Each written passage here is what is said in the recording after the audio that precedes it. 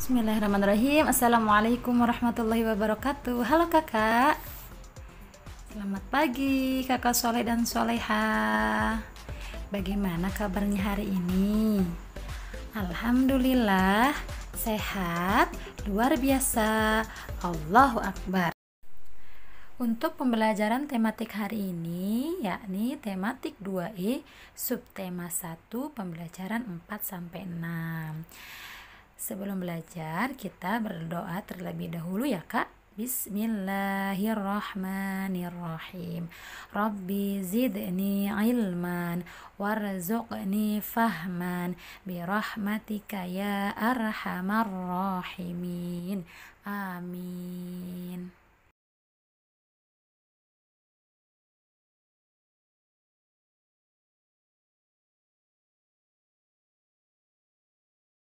Kita mulai ya pembelajaran hari ini. Yang pertama yaitu pembelajaran keempat. Ino dan Arin memiliki kegemaran berbeda. Arin gemar bernyanyi dan Ino gemar membaca puisi. Tetapi Ino dan Arin selalu rukun dan bergotong royong. Ayo mengamati. Ino, kita sudah mendengar adikmu Arin bernyanyi. Ibu tahu kamu senang membaca puisi. Bagaimana kalau kamu sekarang membaca puisi? Baik Bu, Ino akan membaca puisi. Nah, puisi yang akan dibacakan Ino adalah puisi yang berjudul Rumah. Di rumah aku berkumpul bersama keluarga. Di rumah aku tumbuh, di rumah aku mendapatkan pengalaman. Di rumah ayah dan ibu mengajariku. Ayah dan ibu tak pernah lelah merawatku. Aku selalu ingin cepat pulang ke rumah. Nah, itu adalah puisi yang dibacakan oleh Ino. Ayo mendengarkan. Dengarkan gurumu membaca puisi berikut.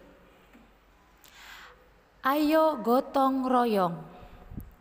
Ayo kawan, kita gotong royong. Pekerjaan berat menjadi ringan. Pekerjaan sulit menjadi mudah. 1, 2, dan 3. Ayo kita bersama-sama.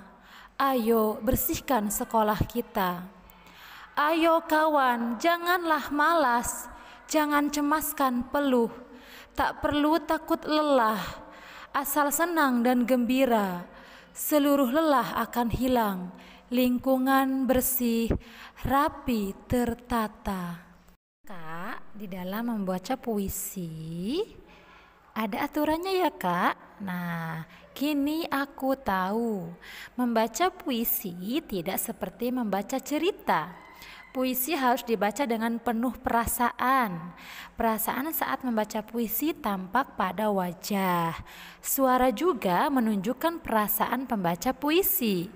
Membaca puisi tidak perlu terburu-buru. Perhatikan lafal dan intonasi saat membaca.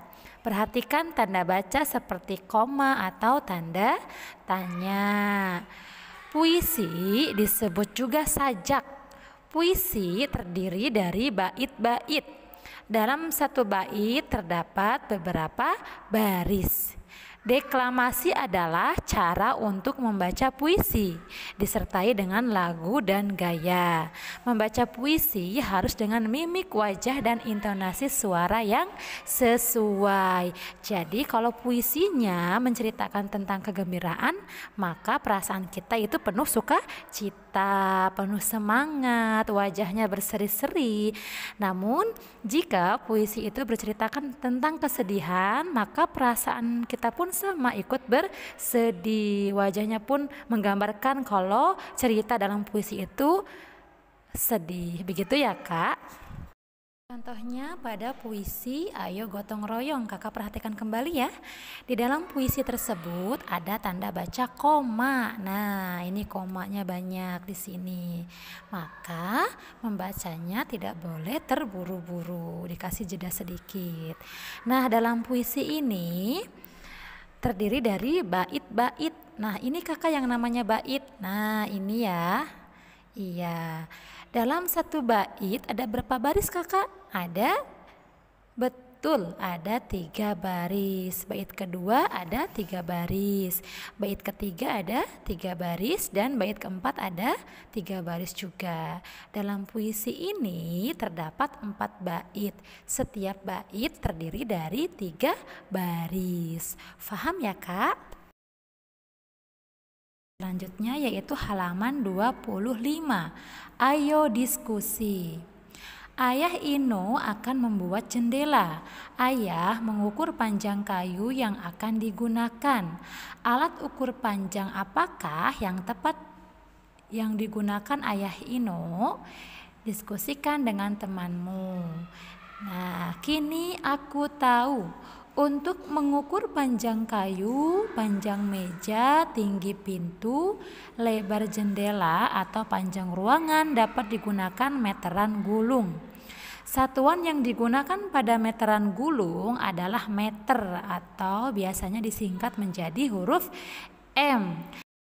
Selanjutnya pembelajaran 5 ya Kak, halaman 28. Ino dan Arin selalu bekerja sama mengerjakan tugas di rumah.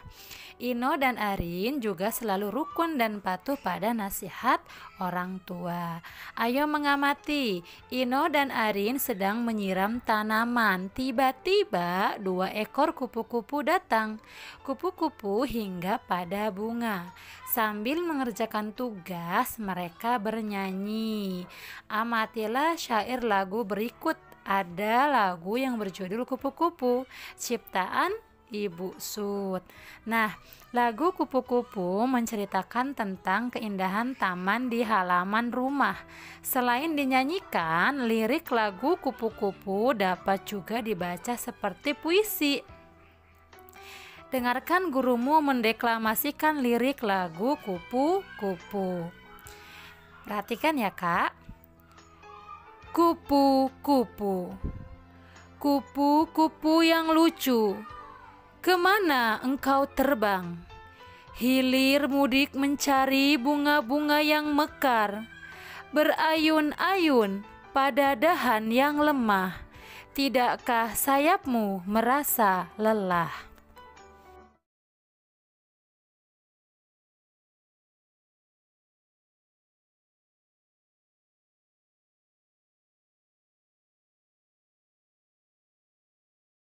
Kakak, kita lanjutkan ya halaman 31. Ayo mendengarkan. Ino dan Arin adalah anak yang patuh. Mereka selalu melaksanakan nasihat orang tua. Mereka menghormati orang tua. Sikap mematuhi dan menghormati orang tua merupakan pengamalan sila kedua Pancasila. Masih ingat tidak apa bunyi Pancasila sila kedua? Masih ingat? Pasti masih ingat ya Kak? Apa bunyinya? Kemanusiaan yang adil dan beradab. Sila kedua mengajarkan kita untuk menghormati kedua orang tua kita. Selain menghormati orang tua, sila kedua Pancasila juga mengajarkan kita untuk menyayangi sesama, gemar menolong yang kesusahan, serta berani membela kebenaran dan keadilan. Beri tanda centang untuk sikap yang sesuai dengan sila kedua Pancasila. Beri tanda silang untuk sikap yang tidak sesuai dengan sila Pancasila. Gambar yang pertama, kira-kira dicentang apa disilang kakak? Betul, disilang. Yang kedua, disilang juga karena berantem ya. Yang ketiga, dicentang. Kemudian yang keempat, disilang. Nggak boleh mengejek teman ya kak. Yang kelima, dicentang, membantu orang yang kesusahan. Yang keenam, centang apa silang ya kak? Disilang, karena orang yang sedang beribadah merupakan pengamalan Pancasila sila ke-1. Begitu ya kak. Kita lanjutkan ya ke pembelajaran 6, halaman 34 dan 36. Di rumah kita kadang-kadang didatangi saudara. Saudara yang datang ke rumah kita adalah tamu.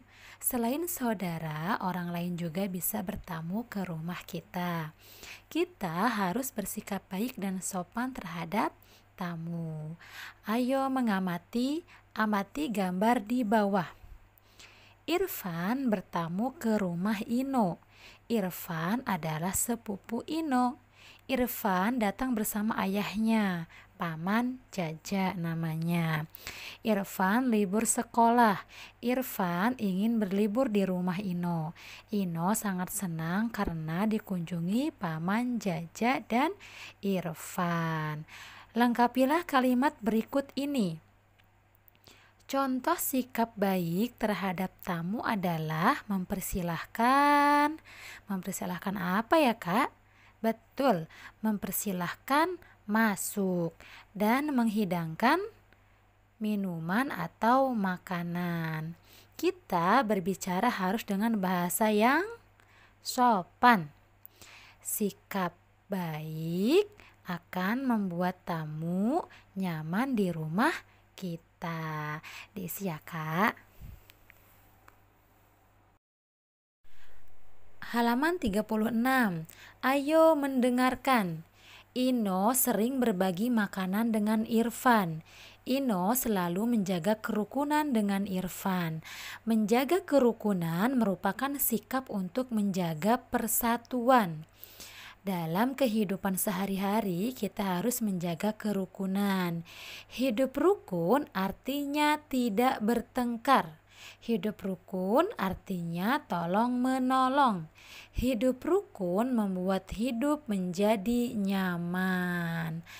Kakak masih ingat tidak bunyi Pancasila sila ketiga apa? Betul, Persatuan Indonesia.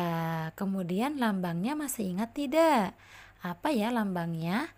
Betul, lambangnya adalah pohon beringin. Tadi di pembelajaran sebelumnya ada Pancasila sila kedua.